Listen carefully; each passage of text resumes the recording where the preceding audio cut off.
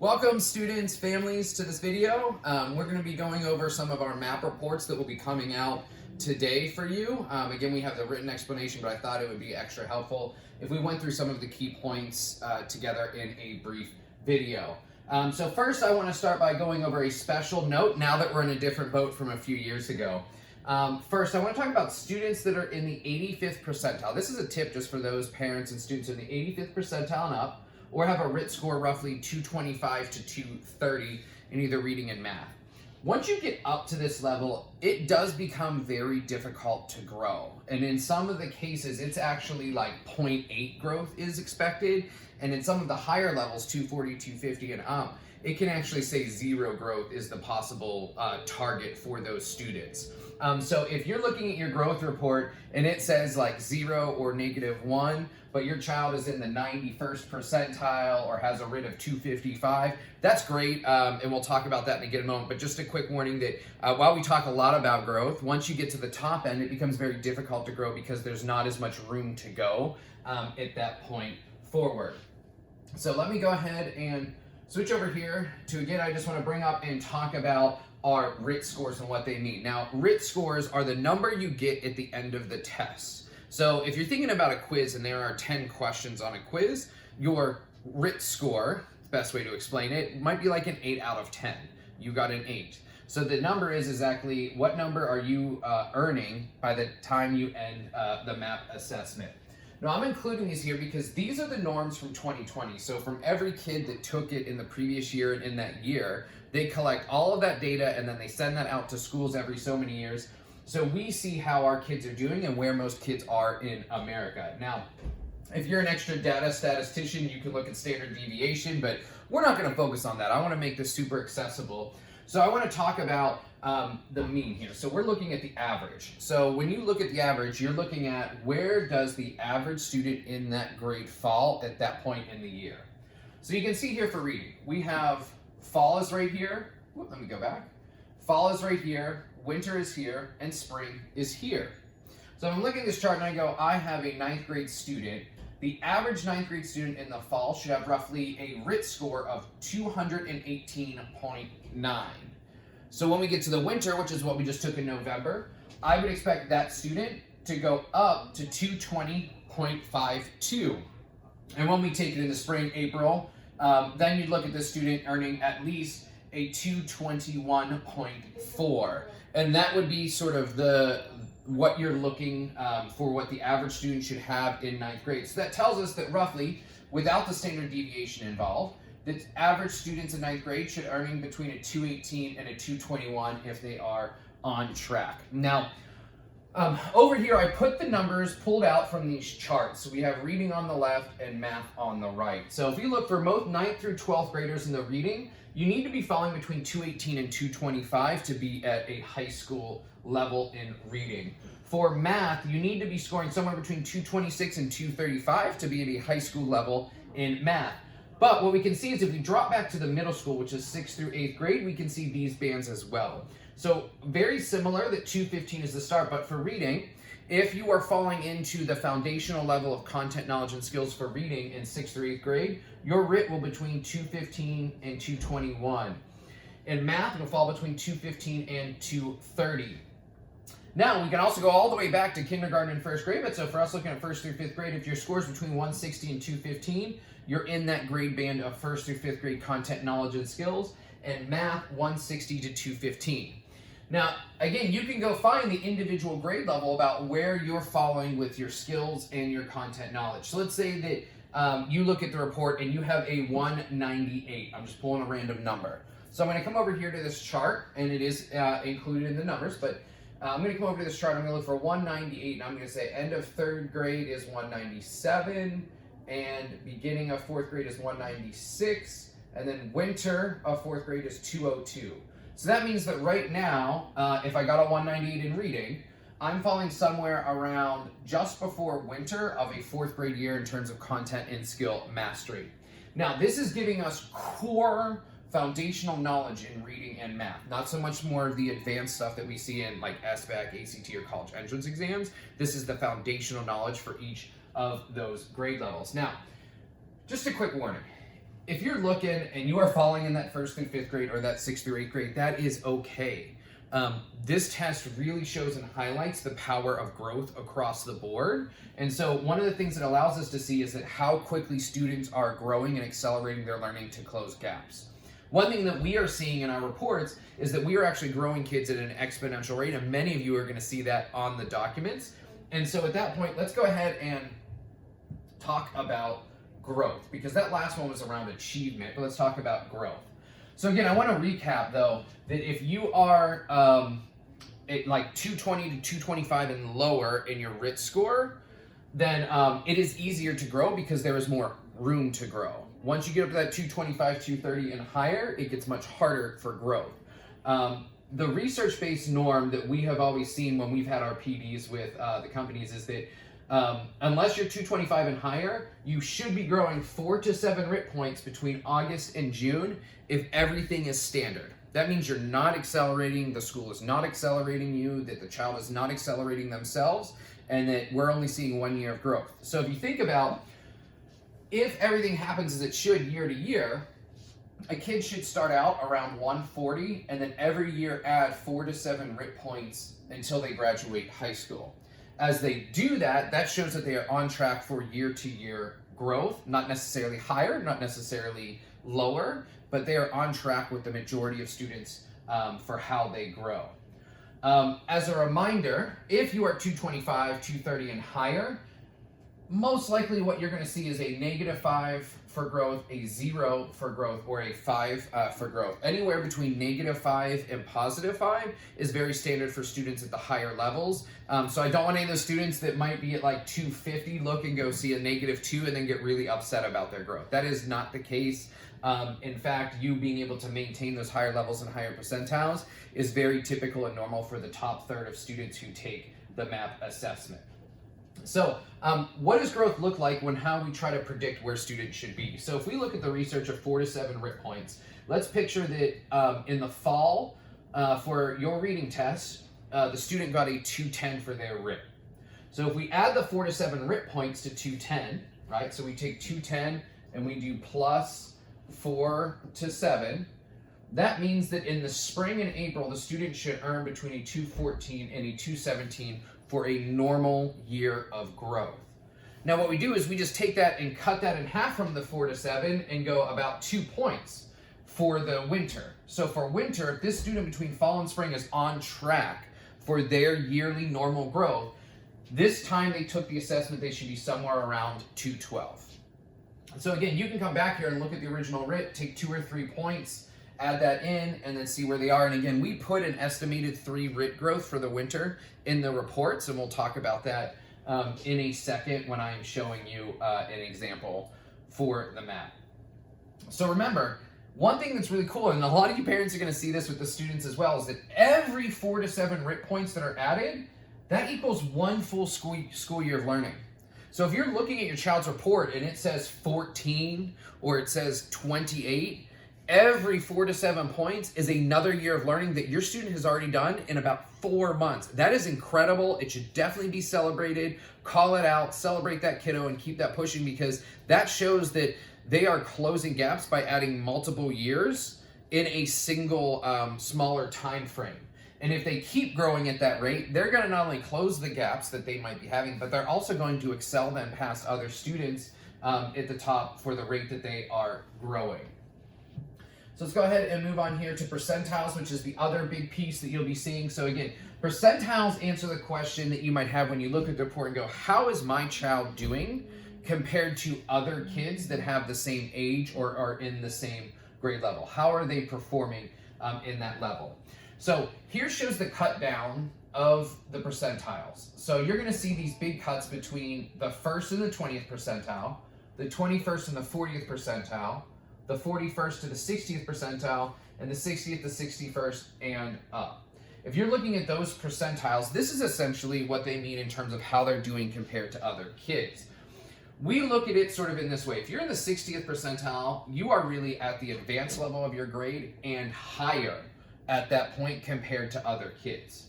If you fall between the 41st and the 60th percentile, you are on grade level or slightly above grade level. If you're falling between the 21st and the 40th compared to other kids, you're going to be somewhere around like 1 to 2 to 3 years back, and that means you have some foundational knowledge that you're closing. But again, very standard on this test to see a lot of kids fall in this bucket at the beginning of the year and then end in this bucket at the end of the year because they're closing their gaps in learning. Now, if you look at the percentile and you see anywhere between a 1 and a 20, that means that the student is 3, 4, or more years behind other students at that age level. And that means that they have to do something more in order to close those gaps. So this is where we start talking about this divide right here as we get to half the year. Students between the 1st and the 40th really need to be spending extra time at home working on Study Island, which is gonna, as you answer questions, it's gonna tier back to where the student is and start building up their content knowledge and mastery to help them close those gaps faster.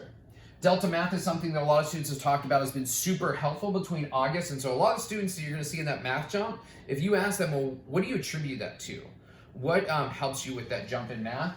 They're going to say that Delta Math has been super helpful. So at home, it might be good to assign some time for Delta Math. Finally, you also have tutor.com, which would be great. They have extra lessons from teachers that are recorded. They have tutoring sessions you can sign up for, practice quizzes, things like that will definitely help out. Now, everybody here, in order to stay on track, should have no missing assignments. And that, again, doesn't mean that you're getting 100% or an A on every assignment. That means that you've attempted every assignment and doing it to the best of your ability wherever you are falling. And that might look different for everybody. And that's going to allow the teacher to intervene. That's going to allow the teacher to help out. And that's going to allow your student to get more direct instruction and help when the teacher's coming around because they're going to see where the student is getting stuck. When students don't attempt the work, it's hard for teachers to know exactly where the student is and how to help and support them. So percentiles, the only other thing I want to say about percentiles is when you're looking and you see, let's say, your kid is in the 98th percentile. What does that mean? So technically, when we look at this, and you've heard me before, is if you take random 100 kids that have taken the MAP assessment all across America, only 2 kids have done better than your child. But that also means on the flip side that your child has done better than 97 other kids. And so that allows you to see that if you look at 100 kids, where on that line of, let's just say if we lined up 100 kids, where would your kid fall? And so the kid in the 98th percentile would fall right here, and there would only be 2 more kids that did better, and 97 other kids lined up here, that child did better than. Okay? And that doesn't necessarily mean like a good, bad, judgmental. That just means how are you doing in comparison with other kids in the nation and around the world, and what do you need to do to close those gaps to move on? So vice versa, if let's say that the student is in the 4th percentile, okay, and you see this number on yours, then you're going to think of it the same way. If we had 100 kids lined up, where would my child be? And so out of 100 random kids, 1, 2, 3, here's your kiddo right here. So that means your kiddo did better than 3 students, but then there's this whole other line of kids that did better across the board. And that allows us to know that where they are falling and supports and interventions that they need. So this is the best way to start thinking about how to address things that need to happen over the course of this year to accelerate and close those gaps. Again, if you're seeing somebody in about the 40th or lower percentile, they need to do more across the board. So it is keeping up the missing assignments, but that's having some dedicated time during breaks, some dedicated time during lunch. Now, we are doing interventions here at school with our small groups. We have fluency pullouts. We have other supports available, but that would increase. They're going to accelerate more if they're doing Study Island and other materials at home to help accelerate. And so what you're going to hope is if you see a kid in the 4th percentile, but you look at the growth, you're going to look at the 4th percentile and say, oh man, this kid only did better than 3 other kids out of 100. Like, that's rough. But look at the growth. So if they're in the 4th percentile and you look at the growth and they're growing 14 RIT points in just 4 months, that means by the end of the year, they should grow a total of 28 RIT points. this student, in my mind, even though they're at the 4th percentile, is doing amazing work because it's showing how quickly they're growing, right? So here, from fall to winter is 2 years of gap closure, and 28 is another 2 years of gap closure, which means from August to June, this student has grown 4 years of foundational knowledge and skills, and will be even better for them moving forward. So I want to talk real quick about an example of what you're going to see. These are the reports you're going to get on Parent Square and that kids are getting in their advisory, and advisors are going to go over it. So this first box says, what did the student score in the fall? So for reading, this 9th grade student scored 218.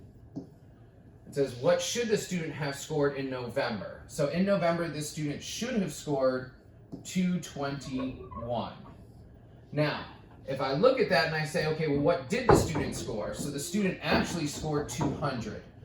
So what does that look like if I take what they did score, what they did score minus the fall, and you can see that right here. How much did the score change? The student actually grew -18, which meant they went backwards in that piece. Now, some of this could be from guessing, some of it could be from effort, some of it could be that we need to get better gap closure happening for this specific student. Down here we'll say, did the student grow the US average of 3 to 5 RIT points for just semester 1? Not met, because the student did not grow 3 to 5 RIT points. Then it says, did the student grow 6 or more RIT points, showing that they've grown a full school year in just 4 months? Not met, because they didn't have 6 or more RIT points for reading. Then we see down here, compared to 100 other students in America who took this test, what is your student's percentile rank? So it says 14. So for reading, you think about those kids lined up, and where did this kid fall? We would have 13 other kids right here, so 12 plus this dude right here, and then your child's here. But then we would take that and say, out of that 80, 90, about like 86 students are doing better than this student when it comes to reading. And that's going to help us understand where they're falling. Now, likewise, taking a look at MAP, the student in this fall, in August, had a 202 in August. The goal is that they eventually get to 205 for November. What did they actually get? They actually got 216. So if you take 216 minus 202, that means that the student grew 14 RIT points. Now, if you remember what we talked about already, those 14 RIT points equal 2 years of learning. That meant that the student in 4 months grew 2 academic years of foundational knowledge for that student. And so we'd say, like, great, that means at the end, this student should have 28 RIT points of growth for the full year, which means they've grown 4 years almost of academic knowledge and skills. So here, did the student grow the average of 3 to 5 points between August and November? Met, because they did. Did the student grow 6 or more RIT points, showing they've grown a full year in 4 months? Met, because they did. And what is their percentile rank? So achievement. So it says 26. So again, we think about our line number, and you would have this guy plus 24, and then your student, and then these other kids did better. So again, this is a great example of, hey, the RIT points overall are low, but the student is growing at an exponential rate. I would celebrate that, ask them what they're doing, help them do even more of those pieces. Now on this form, you're going to see some recommended action steps to take about reviewing the test scores, celebrating it, and supporting with those other pieces. But I want to go back to this one right here. So we have reading was a 200, and math was a 216. So just going back here to the achievement ranks. So I would say, what grade level is this student on in reading if they are 200? So it's a 9th grade student, so I would start at 9th grade and go, fall to winter, you should be between 218 and 220. The student is not. So I keep going backwards in these numbers where it says mean until I find the closest to 200. And I am now back to 5th grade, back to 4th grade, and right there in 4th grade. So at this point, they're about, if I take between August and November, they're about September of a 4th grade year in reading. So I would put they are roughly base knowledge of 4th grade. Now, if we look at math at 216, I go to 9th grade is at 226, and I keep moving back, looking at those mean numbers. And I get to 6th grade between fall and winter. So the student is approaching grade level in math, but has some significant gaps to close in reading. So if I'm prioritizing some time at home, I would prioritize time in Study Island and Tutor.com around reading knowledge to help close any of those ELA gaps. All right, family students, I hope this helped everybody out in understanding the MAP reports. Please reach out to the counselors in Condon School if you have additional questions. And we look forward to helping everybody out for the rest of this year so we all get the growth that we know that we can get. Have a good one.